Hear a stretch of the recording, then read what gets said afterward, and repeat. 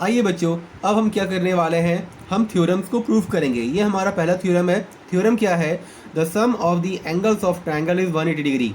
ठीक है, कि जो ट्रायंगल का एंगल्स का सम है वो 180 डिग्री है। ठीक है, ये कहा जा रहा है, हमें करना है। ठीक है, अब देखो ये थ्योरम है। थ्योरम क्या होता है? ऐसे स्टेटमेंट्स जो हमें हेल्प करते हैं, ठीक है, कि हम एग्जाम्पल में इन्हें, मतलब क्वेश्चंस में इन्हें इस्तेमाल करें और उनके इन थ्योरम की हेल्प से उन क्वेश्चन को सॉल्व करें। ठीक है, लेकिन जब हम थ्योरम्स को ये नहीं प्रूव कर पाएंगे कि वो सही है गलत, बस ऐसे ही उनका इस्तेमाल करेंगे, तो ये पॉसिबल नहीं है। ठीक है, तो हम थ्योरम को पहले प्रूव करके देखते हैं। पहले हम देखते हैं कि हाँ ये सही से काम करती है कि नहीं, जो एक तरीका है वो सही है कि नहीं। ठीक है, तो ये रहा थ्योरम। उससे पहले क्या होता है? उससे पहले एक वर्ड होता है एक्सियम। एक्सियम क्या होता है? ऐसे स्टेटमेंट्स, थ्योरम वो स्टेटमेंट्स हैं जिन्हें हम प्रूव करके बताते हैं हाँ कि ये सही है, अपने आप को विश्वास दिलाते हैं हाँ ये सही है। ठीक है, और ये सही होते हैं। इससे पहले एक वर्ड आती है एक्सियम। एक्सियम क्या होता है? ऐसे स्टेटमेंट्स जिन्हें हम प्रूव नहीं कर पाते हैं कि वो सही हैं। वो इतने बेसिक हैं कि हमें पता होता है कि वो सही हैं, बस हम उन्हें प्रूफ नहीं करते हैं। ध्यान से सुनिए, इससे थ्योरम से पहले एक वर्ड होती है एक्सियम। वो इतने बेसिक होते हैं कि हमें पता होता है कि वो सही हैं, लेकिन हम उन्हें प्रूफ नहीं करते हैं और कर भी नहीं पाते हैं। ठीक है, वो इतने बेसिक है। चलिए अब देखिए यहाँ पे क्या है।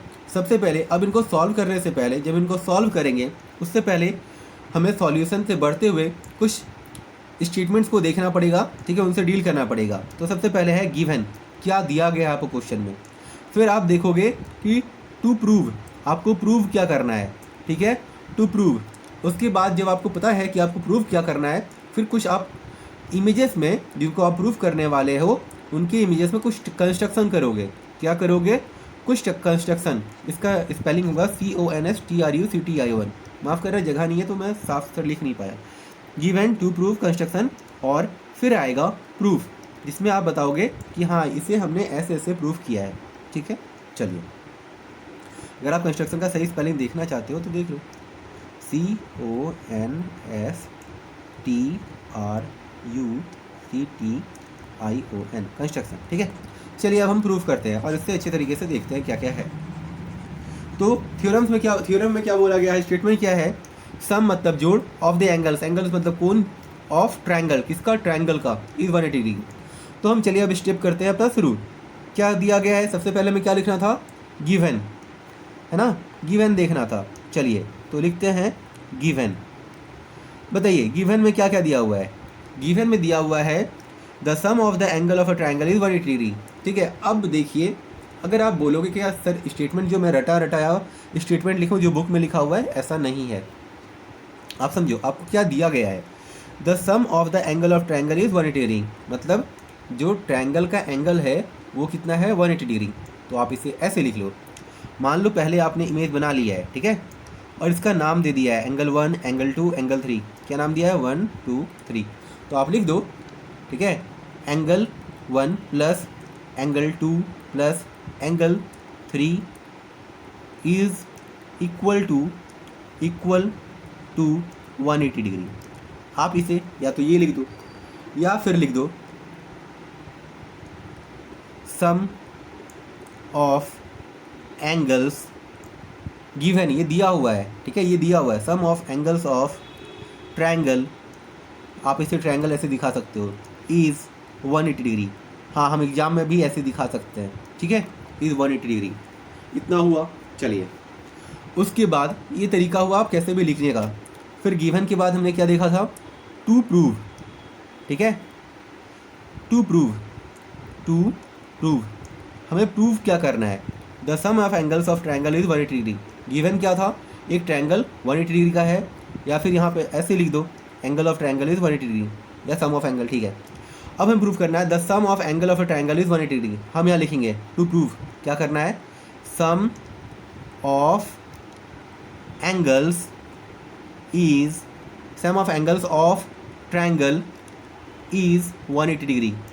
अब देखो यहाँ पे क्या हो रहा है, ये स्टेटमेंट और ये स्टेटमेंट मिल जा रहा है, कोई दिक्कत नहीं है।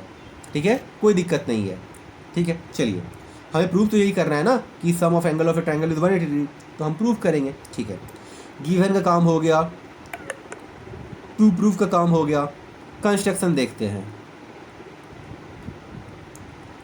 कंस्ट्रक्शन कब करोगे आप? कंस्ट्रक्शन किस में करोगे? कंस्ट्रक्शन आप इमेज में करते हो, ठीक है? किस में करते हो? इमेज में। तो चलिए इमेज में कंस्ट्रक्शन करते हैं। ये है हमारा एक ये है हमारा एक ट्रायंगल, ठीक? ये है ट्रायंगल, ये एंगल 1, एंगल 2, एंगल 3। हम इसे नाम देंगे एंगल 1, इसे नाम देंगे एंगल 2 और इसे नाम देंगे एंगल 3, ठीक है ना? अब देखो, हम जब कोई भी चीज़ को सॉल्व करते हैं तो क्या हमें पता होता है कैसे सॉल्व करना है? आपको सिखाया जाता है ना, सिखाया जाता है। तो यहाँ पे भी हम सीखेंगे कि हमें प्रूफ कैसे करना है। लेकिन और एक बात, ऐसा नहीं है कि 1 2 3 थ्योरम करने के बाद जो बाकी थ्योरम है आप उस बेसिस पे सारे थ्योरम को प्रूफ कर दोगे, ठीक है? या ऐसा भी नहीं है कि आप सारे थ्योरम कर लो फिर आप सारे क्वेश्चंस को सॉल्व कर लोगे, ठीक है? कुछ हमसे हो जाएगा, कुछ हमसे नहीं होगा। क्यों? क्योंकि जो 9 10 में हमें पढ़ाया जाता है वो ऐसा पढ़ाया जाता है कि आपको कुछ set of ideas for the math के क्वेश्चन या साइंस के क्वेश्चन ऐसे हो जाएं ताकि आप उनकी बेसिस पे आगे जो 11 12 या इंजीनियरिंग या जो भी आप ग्रेजुएशन या जो भी करने वाले हो उसमें से आप उनको इस्तेमाल करो और यूज़ करो। तो फिलहाल ऐसा नहीं होगा कि यहाँ पे, हाँ, और ख़ास करके ये ज्योमेट्री में, ठीक है, आपको मज़ा बहुत आएगा, बहुत सेटिस्फेक्शन मिलेगा, आसानी से क्वेश्चन सॉल्व होगा, सब कुछ होगा। लेकिन बस इतना ध्यान रखना कि हो सकता है सारा थ्योरम प्रूफ ना कर पाओ, ठीक है? और बहुत सारे कर भी लोगे लेकिन है बहुत ईजी, ठीक है? तो हम यहाँ पे क्या करेंगे, हम यहाँ पे लाइन दे देंगे, ठीक है? यहाँ पे एक लाइन दे देंगे, रुको, देखो आप, यहाँ पे एक लाइन दे देंगे। अब आप बोलोगे ये क्या हो गया, ठीक है, हम लाइन क्यों दे रहे हैं, ठीक है, कोई लॉजिक नहीं दिख रहा है। हाँ, तो ऐसा है ये, क्योंकि आप एक ऐसा चैप्टर पढ़ रहे हो जो बहुत बिल्कुल न्यू है। इससे पहले बहुत सारा 9 में चैप्टर या 10th में जो आप पहले इसकी बेसिक्स को पढ़े होगे, पर इसे हो सकता है नहीं पढ़े होगे, ठीक है? या ऐसा लाइन। चलिए अब हम देखते हैं, लाइन तो हमने खींच दिया है, अब इसके बाद क्या करेंगे? अब ऑब्वियस सा बात है, इससे पहले हम ये तो पढ़ चुके हैं कि लाइन एंड एंगल्स पढ़ चुके हैं, है ना? तो उसमें क्या होता है, 2 लाइन होता है जो कि पैरेलल होता है और ये ट्रांसवर्सल लाइन होता है।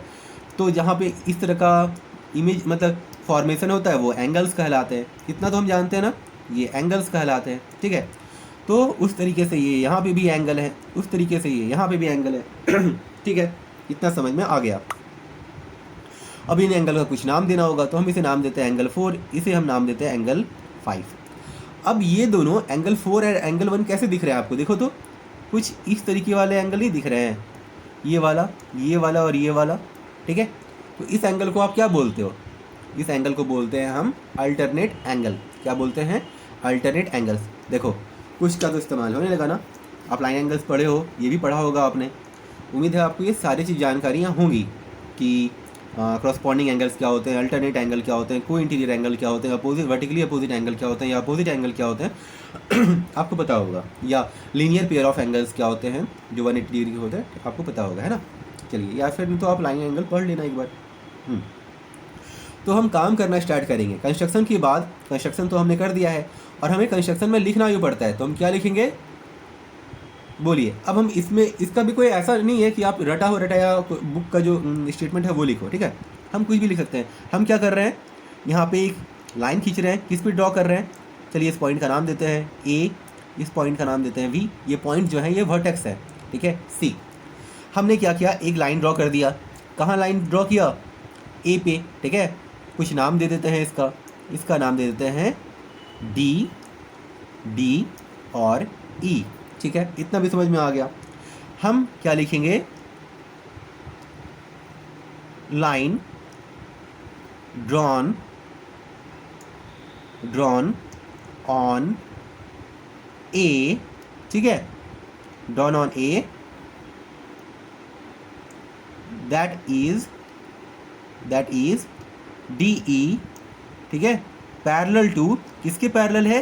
ये बी सी के पैरेलल है, BC के पैरेलल है। फिर आप ये भी लिख सकते हो कि a line progressed from A to E and E to D, ठीक है? कुछ भी आप कैसे भी लिख सकते हो जो आपको मन आ रहा है। आप मतलब ये आपको कहना चाह रहा हूँ, जब भी आप कंस्ट्रक्शन करोगे, ठीक है, तो आप अपने मन से बस वो सही समझ में आना चाहिए कि वो सही है ना? ठीक है, तो एक काम हो गया गिवन, एक काम हो गया टू प्रूव, एक काम हो गया कंस्ट्रक्शन।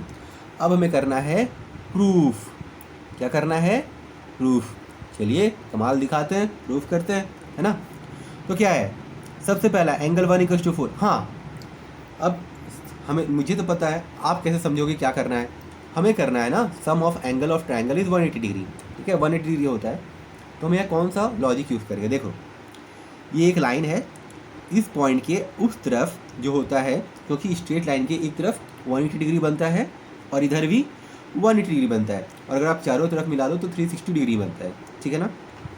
तो हम इसी को यहाँ पे यूज़ करेंगे। देखो ये लाइन के डी की इधर पूरा 180 डिग्री बनेगा, देखो तो, है ना। तो हम क्या करेंगे ना, 4 को 1 के बराबर कर देंगे और 5 को 3 के बराबर कर देंगे। ठीक है, तो अब देखो 4 एंगल 2 और एंगल 5 मिला के 180 डिग्री है। अब जब ये दोनों बराबर हो जाएगा, 4 1 के बराबर हो जाएगा, 5 3 के बराबर, तो हम लिख देंगे एंगल 1 एंगल 2 और एंगल 3 180 डिग्री है। अब हम कैसे करेंगे वो देखिए आप लोग, है ना। हम कैसे करेंगे वो देखिए।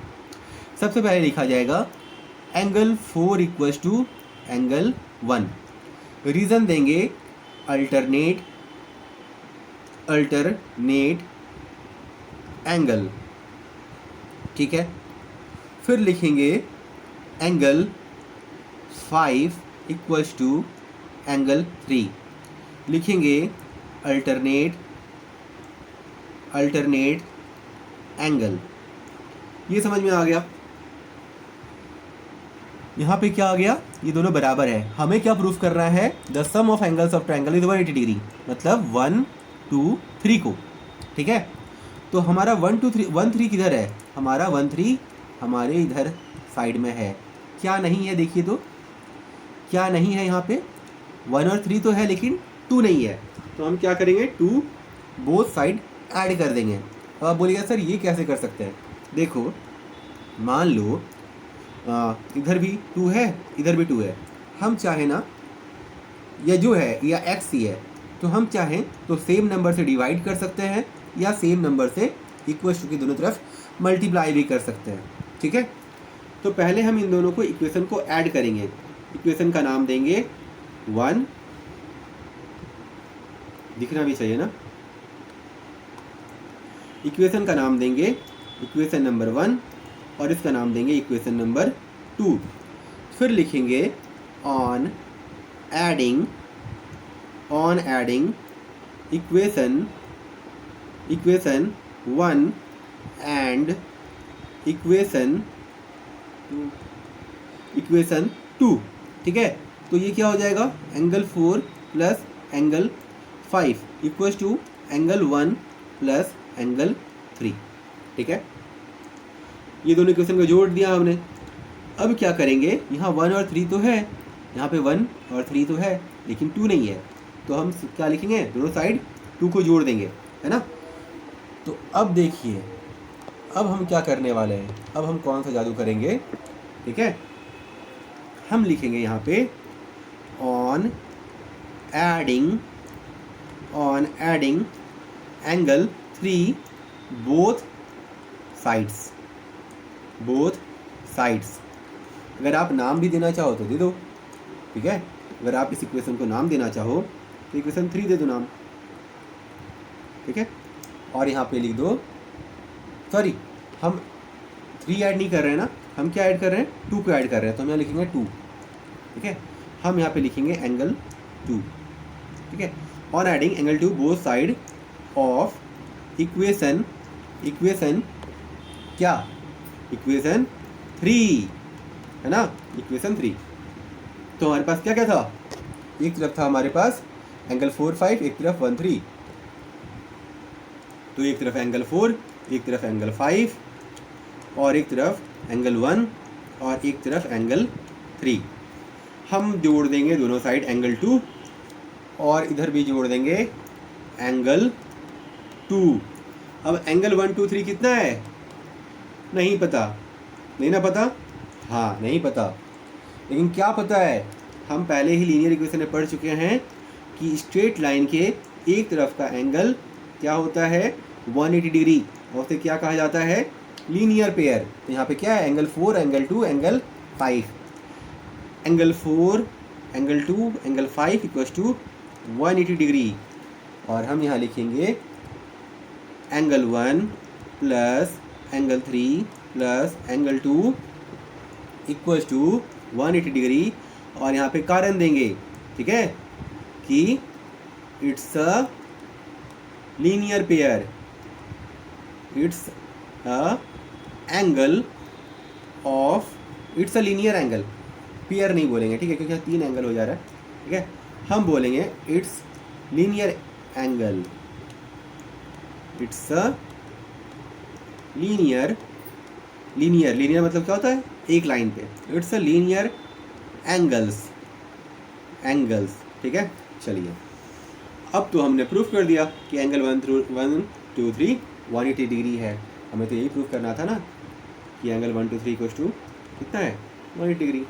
उम्मीद है आपको समझ में आया होगा। फिर से थ्योरम देख लो, आपको क्या प्रूफ करना था, the sum of the angles of a triangle is 180 degree. हाँ, ये बिल्कुल 180 डिग्री है, हमने प्रूफ कर दिया एंगल 1 2 3। चलिए, अब हम अगले थ्योरम को देखेंगे।